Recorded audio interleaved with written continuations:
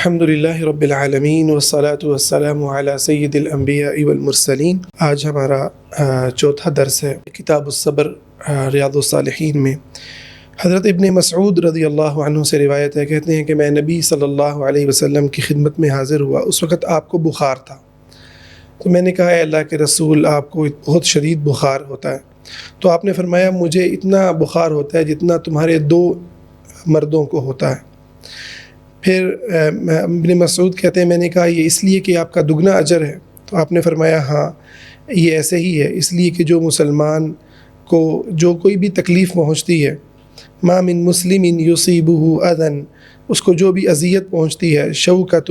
فما فوقہا، حتیٰ کہ کانٹا بھی چبھتا ہے یا اس سے کوئی بڑی تکلیف، الا کفر اللہ بہا سیئاتہ، اللہ تعالیٰ اس کے ذریعے اس کی گناہوں کو معاف کر دیتے ہیں، وحطت عنہ ذنوبہ، اور اس کی خطاؤں کو جو ہے وہ جھاڑ دیتے ہیں، کما تحط الشجرۃ ورقہا، بالکل اسی طرح جیسے درختوں سے پتے گرتے ہیں اس طرح سے اس کے گناہ جو ہے وہ گر جاتے ہیں۔ یہ بخاری کی روایت ہے، بلکہ مسلم کی بھی متفق علیہ روایت ہے۔ اس حدیث کو ذکر کر کے شیخ احمد السید نے بڑی کچھ خوبصورت مباحث کو یہاں پر چھیڑا ہے۔ ایک تو وہ کہتے ہیں کہ انسانوں کا تکلیفوں کو دیکھنے کا جو سٹینڈرڈ ہے، جو زاویہ نظر ہے، نقطہ نظر ہے، وہ اللہ رب العزت کے سٹینڈرڈ سے بالکل ایک الگ انداز ہے۔ انسان یہ دیکھتے ہیں کہ ماں جب اپنے بچے سے محبت کرتی ہے تو اس کی کوشش ہوتی ہے کہ اس کو ذرا بھی تکلیف نہ پہنچے، جبکہ اللہ رب العزت جو ماؤں سے زیادہ محبت کرنے والا ہے، جو دنیا کی ہر مخلوق، ہر رشتے،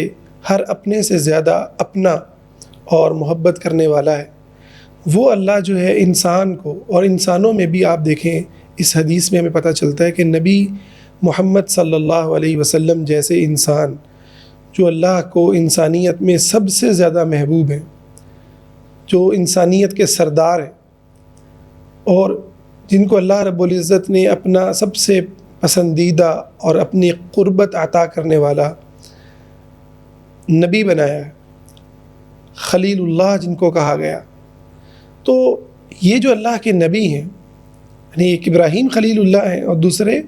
ہمارے نبی محمد صلی اللہ علیہ وسلم اللہ کے خلیل ہیں۔ آپ دیکھیں کہ انبیاء علیہ السلام سارے کے سارے، اور خود نبی علیہ السلام کی زندگی، اس کے اندر تکلیفیں ہیں، اس کے اندر آزمائشیں ہیں۔ اس کی وجہ یہ ہے کہ اللہ رب العزت ایک ایسے جہان کو جانتا ہے کہ جو جہان نہ ختم ہونے والا ہے، ایک ایسا جہان جہاں تنہائیاں ہیں، جہاں وحشتیں ہیں، جہاں نہ ماں ہے، نہ باپ ہے، نہ رشتہ کام آئے گا، کوئی کسی کے کام نہیں آئے گا، حتیٰ کہ انبیاء بھی ربی نفسی کہہ رہے ہوں گے، اے اللہ ہمیں بچا لے، اے اللہ ہمیں بچا لے، جس کے اندر ایک دن جو ہے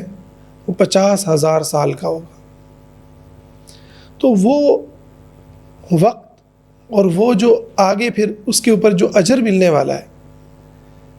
وہ اللہ رب العزت اس کو اتنا زیادہ محبوب رکھتا ہے، اور اس مقام پر اللہ تعالیٰ اپنے ان انبیاء کو، اپنے ان لوگوں کو جن سے وہ محبت کرتا ہے، اللہ اتنا دینے والا ہے،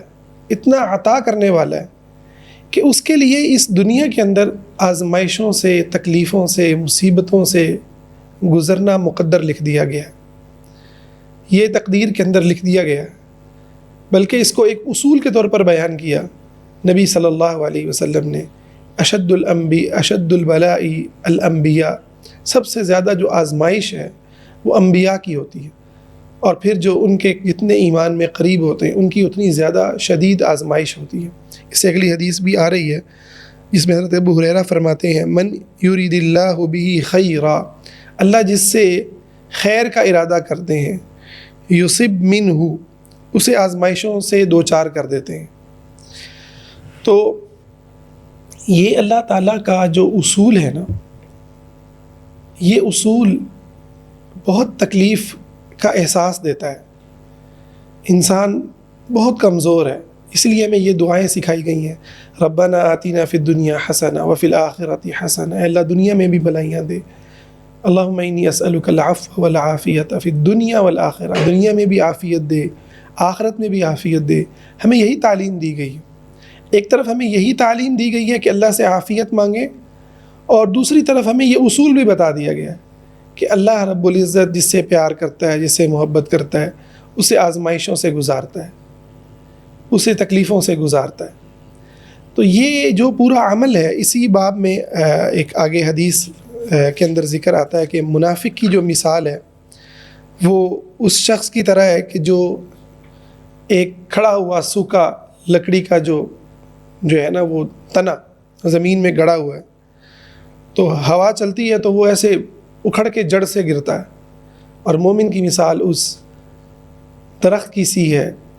ان پودوں کی سی ہے کہ جو کبھی ادھر جھکتے ہیں، ہوا چلتی ہے تو پھر ادھر جھکتے ہیں، پھر ہوا جب رک جاتی ہے تو وہ کھڑے ہو جاتے ہیں. تو مومن آزمائشوں میں آتا ہے، غلطیوں میں بھی جائے گا، اس سے گناہ بھی ہوں گے، اس سے بھلائیاں بھی ہوں گی، دل کے اوپر مختلف کیفیات بھی آئیں گی، کبھی خوشی کے لمحے، کبھی غم کے لمحے، کبھی وسوسے، کبھی پریشانیاں، کبھی راحتیں. تو یہ اللہ رب العزت نے مومن کی مثال رکھی ہے. تو یہ جو دنیا ہے اس کو ڈیزائن ایسا کیا گیا اللہ تعالیٰ نے کہ یہاں ان آزمائشوں سے اس کو گزارا جاتا ہے. لیکن دیکھیں احساس کیا دیا گیا کہ مومن کو جو بھی تکلیف پہنچتی ہے اللہ اس کو دیکھ رہا ہے. اللہ تعالیٰ اس کو کانٹا بھی چبھتا ہے نا تو اس پر اللہ تعالیٰ اس کے گناہوں کو معاف کرتا ہے. تو گناہوں کا معاف ہونا یہ بہت بڑی بات ہے. بیسیکلی مطلب جو میسج ہے نا آج کے دور میں بطور مسلمان ہمیں جو بہت وسوسوں نے اور اذیت اور تکلیف ہمیں جو آ گھیرتی ہے، اور منہ سے بسا اوقات ایسی بات بھی نکل جاتی ہے کہ یار آخر ہم ہی کیوں تکلیفوں کے اندر ہیں، ہم ہی کیوں مطلب جو ہے نا غربت کے اندر ہیں. میں اس کا انکار نہیں کر رہا کہ اس کے جو اسباب ہیں وہ اگر انسان کے اپنے کمائے ہوئے ہوں تو یقیناً ان پر کام کرنے کی ضرورت ہے. لیکن اس کے باوجود بھی یہ ایک حقیقت ہے کہ اللہ اس دنیا کے اندر اس تکلیف کو اپنے مومن اور اپنے پیارے بندوں تک پہنچاتا ہے. اور نبی صلی اللہ علیہ وسلم کو 2 مردوں کے برابر، 2 انسانوں کے برابر آپ کو تکلیف پہنچتی تھی، اور کیونکہ آپ کا جو اجر ہے وہ بہت بڑا ہے اللہ کے ہاں. اور آپ صلی اللہ علیہ وسلم نے اس کیفیت کے اندر اپنی امت کو یہ خوشخبری دی، اپنے آپ کو بھی تسلی دی، اپنی امت کو بھی یہ خوشخبری دی کہ جیسے درخت سے پتے گرتے ہیں اس طرح سے تکلیفوں سے تمہارے گناہ گرتے ہیں. تو اگر انسان گناہوں کو ہائی لائٹ کر لے، گناہوں کو ایک سمجھے کہ یہ ایک چیز ہے نا، یہ ایک ایسی چیز ہے جو میرے لیے تباہی ہے، جو میرے قبر کے اندر تباہی ہے، میری موت کی لمحات میں تباہی ہے، جو میزان میں تباہی ہے.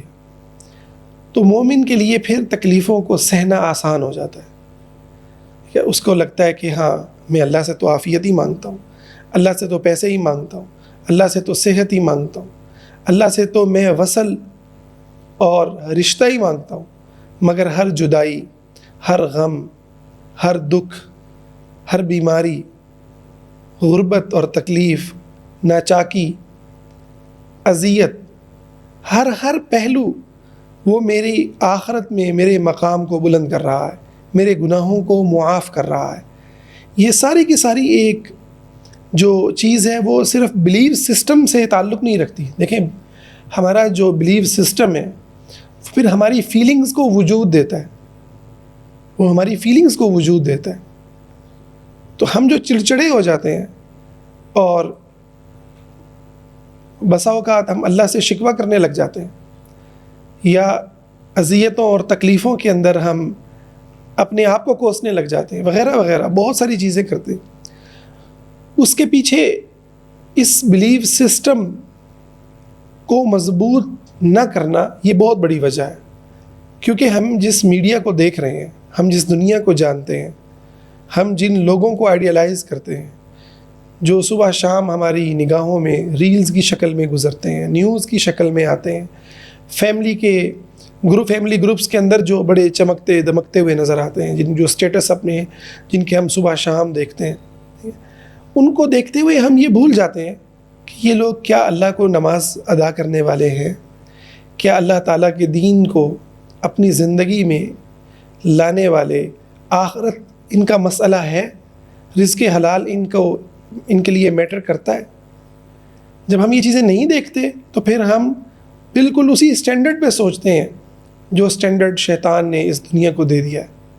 ہمیں لگتا ہے کہ یار ہم تو برباد ہی ہو گئے، ہمارے پاس تو کچھ بھی نہیں ہے نا، ہم تو بالکل بد نصیب ہیں۔ یعنی یہ جو فیلنگز آتی ہیں نا بد نصیب کی، کہ کچھ نہیں ملا، ناشکری کی، یہ حقیقت کے اندر اسی لیے ہے کہ ہم یہ محسوس نہیں کرتے کہ ہمارے پاس جو ہے وہ بھی خدا کا دیا ہوا ہے، وہ بھی خدا کا دیا ہوا ہے، اور یہ جو تکلیف آ رہی ہے اس پر بھی خدا ہمارے خطاؤں کو معاف کر رہا ہے، ہمارے گناہوں کو معاف کر رہا ہے، ہم سے بوجھ کو اتار رہا ہے۔ ہم جب مریں گے ہماری قبر بہت ٹھنڈی ہوگی، ہمارا حساب و کتاب بڑا آسان ہوگا۔ موت کی سختیاں جس میں نہ یہ دنیا کی چمک دمک نے کوئی کام دینا ہے، نہ اپنے کوئی مشہوری نے کام دینا ہے، نہ کسی پیسے نے، ان سختیوں میں پھر یہ گناہوں کا نہ ہونا یہ بہت سکون دے گا، بہت سکون دے گا۔ یہ روح ایک دن اس جسم سے جدا ہو کر کے رہے گی، اس باڈی کو چھوڑے گی، اور یہ آسان نہیں ہے، یہ آسان نہیں ہے۔ جتنے گناہ زیادہ اتنی اذیت زیادہ۔ تو اللہ تعالیٰ یہ جو بھی تکلیفیں آ رہی ہیں، خامند سے محبت نہیں ملتی، اولاد فرما برداری نہیں کرتی، خامند اچھا نہیں کماتے، طلاق ہو گئی، خلا لینی پڑ گئی، بیماریاں جان نہیں چھوڑتی، پیسے کمانے کے ذرائع نہیں بن پا رہے، فلاں اتنے کما گیا، فلاں اتنے کما گیا مگر میرے پاس نہیں آ رہا۔ تو یہ ساری تکلیفیں اس کے اندر جہاں اسباب کو اختیار کرنا ہے، جہاں اپنے پیٹرنز کی اصلاح کرنی ہے، وہاں اس گہرے ایمان کو اپنے اندر اتارنا یہ نبی علیہ السلام کی ان احادیث کا ہم سے تقاضا ہے۔ آگے چلتے ہیں اگلی حدیث کے اندر۔ آپ صلی اللہ علیہ وسلم نے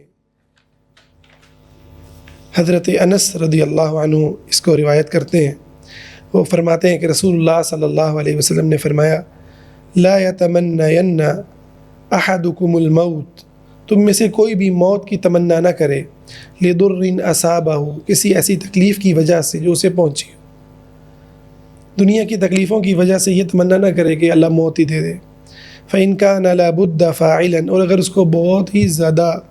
وہ تھک چکا ہو اور اس کو کہنا ہی ہو تو وہ یوں کہے، اللہم احیینی، اے میرے خدایا مجھ کو زندہ رکھیں، ما كانت الحیات خیرا لی، جب تک کہ دنیا میں زندہ رہنا میرے لیے خیر کا باعث ہے، وتوفنی اذا كانت الوفاة خیرا لی، اور مجھے اس وقت فوت کریں کہ جب فوت ہونا میرے لیے خیر کا باعث ہے۔ یہ بخاری اور مسلم کی روایت ہے۔ دنیا کی زندگی ایک اپرچونٹی ہے آخرت کی زندگی کے لیے، آخرت کی زندگی کے لیے۔ دیکھیں میں آپ کو بتاؤں کہ جو دنیا کی بھلائیاں بھی ہیں نا، وہ بھی صبر کی کیفیت سے ملتی ہیں، اور اگر کسی کو صبر کی کیفیت کے بغیر مل بھی جائے نا، حقیقت یہ ہے کہ وہ ان بھلائیوں سے بھی انجوائے نہیں کر پاتا۔ یہ انجوائے نہیں ہوتا جو آپ کسی کے اسٹیٹس پہ دیکھتے ہو، یہ انجوائے نہیں ہوتا جو آپ پکچرز میں دیکھتے ہو، ویڈیوز میں دیکھتے ہو، ریلز میں دیکھتے ہو، یہ انجوائے نہیں ہوتا۔ یہ تو اظہار ہے، ٹھیک ہے، خوشی کا اظہار ہے۔ اس اظہار کے پیچھے کسی درد سے فرار ہے آپ کو نہیں پتہ، اس اظہار کے پیچھے چند لمحوں کی مسکراہٹیں آپ کو نہیں پتہ۔ وہ انسان جس کو آپ بڑا خوش قسمت سمجھ رہے ہو، اس کے دل کی کیا کیفیات ہیں، تنہائی میں بیٹھتا ہے تو چیخیں مارتا ہے، روتا ہے، اس کے رشتوں نے اس کے ساتھ کیا کیا ہے، جس کو آپ بڑا امیر سمجھتے ہو، آپ ان کی لائف کو نہیں جانتے، اتنا ہی جانتے ہو جتنا آپ کو اسکرین دکھا رہی ہے۔ تو اس لیے یہ جو زندگی ہے نا، یہ زندگی میں اگر خوشی بھی لینی ہو، اس کے لیے بھی اندر ایمان چاہیے، اندر یقین چاہیے کہ میں اللہ تعالیٰ کا خوش نصیب بندہ ہوں، اللہ کی خوش نصیب بندی ہوں۔ اللہ نے 2 ہاتھ دیے ہیں، 2 آنکھیں دی ہیں، 2 قدم دیے ہیں، ماں باپ دیے ہیں۔ ایک بندہ اس کا میسیج میں نے پڑھا، مجھے بڑا پیارا لگا۔ کہتا ہے اگر تمہارا باپ ابھی بھی کال کرتا ہے نا، اس کی کال آتی ہے، تم بڑے خوش نصیب ہو، شکریہ ادا کرو خدا کا۔ تمہاری ماں ابھی بھی تمہیں اس کی آواز سنائی دیتی ہے تو اللہ کا شکریہ ادا کرو۔ ایک وقت آئے گا ماں باپ سے ہمارے 100 شکوے ہوں اور ان سے زیادتیاں ہو بھی جاتی ہیں، انسان ہے، لیکن آپ سوچیں ایک وقت آئے گا کہ باپ کی آواز نہیں ہوگی۔ جن کے باپ دنیا سے چلے گئے، آپ ان سے پوچھیں کہ وہ آج اس آواز کو کیسا ترستے ہیں۔ پھر ماں کی آواز نہیں ہوگی، انسان چاہے گا، تڑپے گا کہ وہ گود مل جائے، میں جہاں جا کے لیٹ جاؤں، مگر وہ ماں نہیں ہوگی۔ اور اس سے بھی بڑھ کر ایک وقت آئے گا، ہم خدا کے سامنے آج رو لیتے ہیں نا، درود پڑھتے ہیں، ہاتھ اٹھاتے ہیں، خدا سے معافی مانگتے ہیں، ایک وقت آئے گا جب یہ سانسیں رک جائیں گی، پھر خدا سے معافی مانگنے کے لمحے ختم ہو جائیں گے، پھر نیکیاں کرنے کے، اللہ سے باتیں کرنے کے، اللہ کو منانے کے، اللہ کے لیے کچھ کر گزرنے کے، اللہ کو دکھانے کے کہ اللہ دیکھ میں کس حال میں ہوں، دیکھیں مجھ پہ رحم کری، مجھ پہ کرم کری، موت کے لمحوں میں میرا ساتھی بن جائے۔ پھر نہیں ہوگا کچھ بھی۔ پھر یہ جو حدیثیں ہیں نا کہ جب کوئی مسلمان مجھ پر درود پڑھتا ہے تو اللہ رب العزت جو ہے وہ اس کے اوپر 10 مرتبہ زیادہ جو ہے اس پر رحمت نازل فرماتا ہے۔ اور جب کوئی مسلمان درود پڑھتا ہے، ایک روایت یہ بھی ہے، نبی علیہ السلام نے فرمایا میری روح مجھ میں لوٹائی جاتی ہے اور میں اس کو جواب دیتا ہوں۔ تو یہ ساری جو نعمتیں ہیں اس دنیا کی زندگانی سے جڑی ہوئی، اس لیے یہاں موت کی تمنا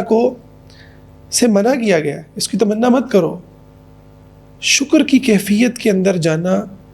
ڈپریشن کا یہی علاج ہے، یہ سوچنا کہ میرے پاس کیا ہے، سب سے بڑھ کر میرے پاس میرا خدا ہے، اللہ ہے، اس کا دروازہ کبھی بند نہیں ہوتا۔ وہ دن کے وقت اپنے ہاتھوں کو پھیلاتا ہے کہ رات کے اندھیرے میں گناہ کرنے والا دن کے اجالے میں اس سے معافی مانگ لے۔ وہ رات کو اپنے ہاتھوں کو پھیلاتا ہے کہ دن کو گناہ کرنے والا رات کو معافی مانگ لے۔ ہر لمحے اس کی عطا، اس کا کرم، اس کا فضل، وہ خزانے بانٹ رہا ہے، عطا کیے جا رہا ہے۔ لیکن ایک لمحہ آئے گا پھر توبہ کام نہیں آئے گی، پھر نیکیاں کرنا کسی فائدے کا نہیں ہوگا، پھر رونا کسی کام کا نہیں ہوگا۔ آج اس کے سامنے رو لیے تو ان نگاہوں پہ جہنم کی آگ حرام ہو جائے گی۔ اس لیے اس دنیا کی زندگی سے آپ جتنے بھی تنگ ہوں، جتنی بھی تکلیف کے اندر ہو، اللہ نہ کرے کوئی کینسر کے اندر ہو، اللہ نہ کرے کوئی بڑی تکلیف کے اندر ہو، لیکن حقیقت ہے ان سانسوں کو نعمت جانیں اور اللہ تعالیٰ کا شکر ادا کریں۔ اور بہت کوئی تکلیف میں ہو تو یہی دعا سکھائی گئی کہ اللہ جب تک میری زندگی میرے حق میں بہتر ہے تو مجھے تو حیات عطا فرما، زندگی عطا کر، اور جب موت بہتر ہے تو پھر میرے لیے موت کو آسان کر دے۔ تو پھر اگلی زندگی جو اس طرح سے گزارتا ہے، پھر اس کی اگلی زندگی بھی رحمتوں بھری ہے، نعمتوں بھری ہے، اور اللہ کی جنت وہ ہے ہی تکلیف والوں کے لیے۔ شیخ احمد السید یہاں ایک حدیث کو ذکر کرتے ہیں کہ قیامت کے دن جن لوگوں نے سکون کے اندر وقت گزارا ہوگا وہ تمنا کریں گے تکلیف والوں کو جو ملے گا نا، کہ کاش ان کے جسموں کو ادھیڑ دیا گیا ہوتا، ہڈیوں کو جو ہے گوشت سے جدا کر دیا گیا ہوتا۔ اور اس کے بعد پھر ہم اگلی حدیث کی طرف جاتے ہیں۔ اس کے راوی ابو عبداللہ خباب بن ارت ہیں رضی اللہ عنہ۔ وہ کہتے ہیں کہ ہم نے رسول اللہ صلی اللہ علیہ وسلم سے شکایت کی جب کہ آپ خانہ کعبہ کی سائے میں چادر کا تکیہ بنائے آرام فرما رہے تھے۔ ہم نے کہا آپ ہمارے لیے دعا کیوں نہیں کرتے؟ الا تنتصر لنا الا تدعو لنا، آپ ہمارے لیے مدد طلب کیوں نہیں کرتے، اللہ سے دعا کیوں نہیں کرتے؟ تو آپ صلی اللہ علیہ وسلم سیدھے ہو کے بیٹھ گئے اور آپ نے فرمایا قد کان من قبلکم، تم سے پہلے جو لوگ ایمان والے گزرے ان کے ساتھ تو ایسا ہوتا تھا، یؤخذ الرجل، ایک آدمی کو لایا جاتا، فیحفر له فی الارض، زمین میں گڑھا کھود کے اس کو اس کے اندر، اس گڑھے کے اندر اس کو ڈال دیا جاتا، اور اس کے بعد پھر ایک آرے کو لایا جاتا اور اس کے سر کے درمیان رکھ کے اس آرے کو چلا دیا جاتا اور اس کو 2 ٹکڑوں میں تقسیم کر دیا جاتا، اور پھر ایک اور آدمی کو لایا جاتا، لوہے کی کنگھیاں اس کے جسم پہ پھیری جاتی اور اس کے گوشت کو ادھیڑ دیا جاتا۔ فرمایا کہ اس کے بعد اس کے باوجود وہ اللہ کے دین پہ کھڑا رہتا، اور فرمایا اللہ اپنے اس دین کو ضرور بضرور غالب کر کے رہے گا، واللہ لیتمن اللہ ھذا الامر، یہ امر اللہ کا پورا ہو کر کے رہے گا، دین غالب آ کر کے رہے گا، حتی یسیر الراکب من صنعاء الی حضرموت، یہاں تک کہ صنعاء سے حضرموت تک، جو یمن کا ایک علاقہ ہے، یہ سعودیہ کا ایک علاقہ ہے، اور صنعاء یمن کا شہر ہے۔ فرمایا وہاں تک ایک سوار جائے گا، لا یخاف الا اللہ، وہ اللہ کے سوا کسی سے نہیں ڈرے گا، اور یہ حالت ہوگی امن کی کہ بھیڑیا جو ہے وہ بھیڑوں کو کوئی تکلیف نہیں دے گا، کیونکہ بھیڑوں کو ڈر نہیں ہوگا کہ بھیڑیا ان کو اچک لے، ان کو کھا لے۔ پھر فرمایا وَلَكِنَّكُمْ تَسْتَعْجِلُونَ، لیکن تم بڑی جلدی مچاتے ہو۔ یہ بخاری کی روایت ہے۔ اچھا آپ دیکھیں کہ اس طرح کی جتنی بھی روایات ہیں یہ سب کے سب بخاری اور مسلم کی، یعنی ان کا جو قطعی ہونا ہے ثبوت کے اعتبار سے، وہ بڑا کمال انداز کے اندر اس کو کیا گیا۔ یہ اللہ کی رحمت ہے، یہ اللہ کا کرم ہے، یہ مسلمانوں کو امید دلانے آئے، تم غم نہ کرو۔ آپ یہاں پر شیخ احمد السید کہتے ہیں کہ یہ بات ان لوگوں کو نہیں کی جا رہی کہ جو میدان سے دور ہیں، وہ بڑے پرسکون بیٹھے ہوئے ہیں، اور وہ آج مظلوم امت کو ارض فلسطین میں وہ دیکھ دیکھ کر جو ہے منافقوں کی طرح باتیں مار رہے ہیں، ہمارے پاس ہوتے تو نہ مارے جاتے، جلد بازی نہ کرتے تو یہ نہ ہوتا۔ یہ وہ لوگ ہیں جو میدان میں اترے ہیں، اور نبی صلی اللہ علیہ وسلم ان کو نصیحت کر رہے ہیں اور کہہ رہے ہیں تم جلد بازی کرتے ہو۔ خباب کون ہے؟ جن کو کوئلوں پر لٹایا گیا، سب سے زیادہ ان کو اذیت دی گئی، اور آپ صلی اللہ علیہ وسلم انہیں کیا کہہ رہے ہیں؟ تم جلد بازی کر رہے۔ تو سوچئے کہ جو صرف مظلوم مسلمانوں کو یہود کے ہاتھوں مرتا دیکھتے ہیں روز، بلکہ اب تو مرتا بھی نہیں دیکھتے، اس کو اس لسٹ میں ڈالتے ہیں کہ وہ والی پکچرز آئیں ہی نہ، وہ پوسٹ ہی نہ آئے سامنے۔ کل میں پڑھ رہا تھا وہاں کے صحافی کی ایک خبر، وہ کہتے ہیں کہ ہمیں اب 1000 سال، 1000 جو دن ہیں ہمارے، وہ صحافی یہ کہہ رہے تھے کہ 1000 دن غزہ کی تازہ جو صورتحال ہے اس پر ظلم کا جو بازار گرم ہے، اس کو 1000 دن پورے ہو گئے۔ یہ باہر کے لوگوں کو ایسے لگتا ہے یار اچھا 1000 دن بھی گزر گئے، تو انہوں نے کہا کہ ہمارے لیے ہر دن 1 سال کی مانند تھا، اور 1 سال کی مانند ہے جس کو ہم گزار رہے ہیں۔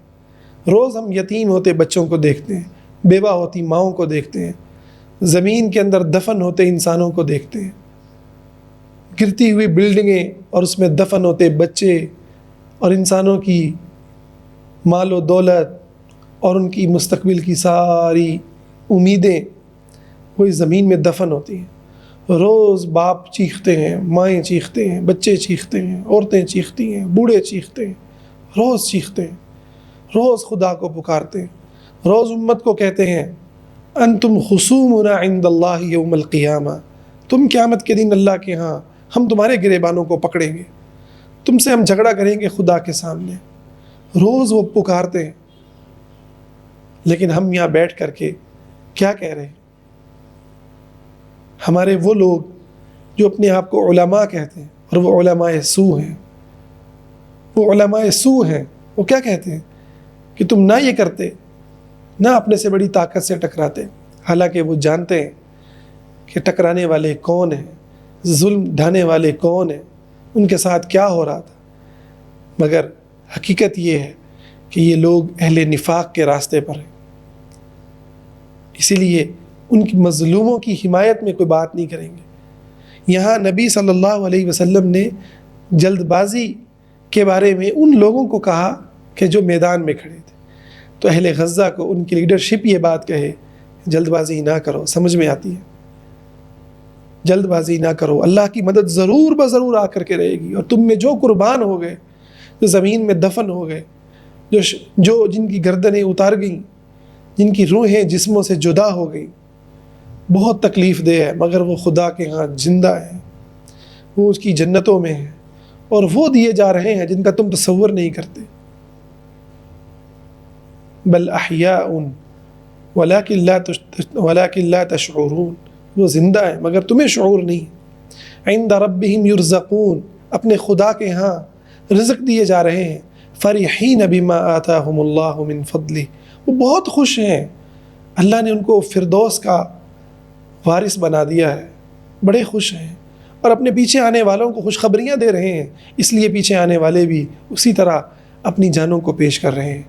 اور جو ان کی نصرت سے بھاگے ہیں، جو ان کے لیے بات کرنے تک کو تیار نہیں ہیں، آواز اٹھانے تک کو تیار نہیں ہیں، ان کے لیے قرآن بڑی وعیدیں سنا رہا ہے، ان کو بڑے پیغام دے رہا ہے۔ الذین قالوا لاخوانہم، یہ منافق اپنے ساتھیوں کو کہتے ہیں لو کانوا عندنا ما ماتوا وما قتلوا، یہ مومنین کے بارے میں کیا کہتے ہیں؟ یہ ہمارے پاس ہوتے تو نہ مارے جاتے، نہ قتل کیے جاتے، یہ عرب بادشاہوں کی مان لیتے تو نہ مارے جاتے، یہ بے دین ہونے کو قبول کر لیتے، یہ غاصب کی حکومت کو، اس کے ظلم کو، اس کے جبر کو قبول کر لیتے، ارتداد کو قبول کر لیتے، تو یہ نہ مارے جاتے۔ خدا نے فرمایا قل فادرؤوا عن انفسکم الموت، اے حکمت و دانائی کے بھرے ہوئے دماغوں، قل فادرؤوا عن انفسکم الموت، تم اپنے آپ کو موت سے بچا کے دکھاؤ، ان کنتم صادقین، اگر تم سچے ہو، اور موت تو آ کر کے رہے گی۔ وَلَوْ كُنْتُمْ فِي بُرُوجٍ مُشَيَّدَةٍ، چاہے کتنے مضبوط قلعوں میں کیوں نہ بند ہو، موت تو تم کو آ کر کے رہے گی۔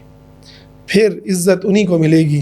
جو کھڑے ہوئے اور اللہ نے دکھایا کہ یہ کوئلوں پہ لٹائے جانے والے، یہ حضور کے سامنے اپنی پریشانیاں بیان کرنے والے، پھر ایک دن فارس اور روم کے بادشاہ بنے اور زمین پر غالب ہوئے۔ اسی پر ہم اکتفا کرتے ہیں۔ اللہ سے دعا ہے اللہ تعالی ہمیں صبر کا وہ صحیح معنی، وہ صحیح کیفیت عطا فرمائے جو ہمارے سب دکھوں اور غموں کو مٹا دے، اس کو ڈھانپ لے، ہمیں رضا عطا کر دے۔ اللہ کی تقدیر پر جو الرضا ہے، رضا مندی ہے، وہ ہمارے دل میں اتر جائے، ہمارے دل کو برف کی طرح ٹھنڈا کر دے، اور اللہ ہمیں دنیا میں بھی بھلائیاں عطا کرے، آخرت میں بھی بھلائیاں عطا کرے، ہر غم کے اندر مبتلا کے غم کو دور کر دے۔ اللہم انا نعوذ بک من الہم والحزن والعجز والکسل وغلبۃ الدین وقہر الرجال، آمین یا رب العالمین۔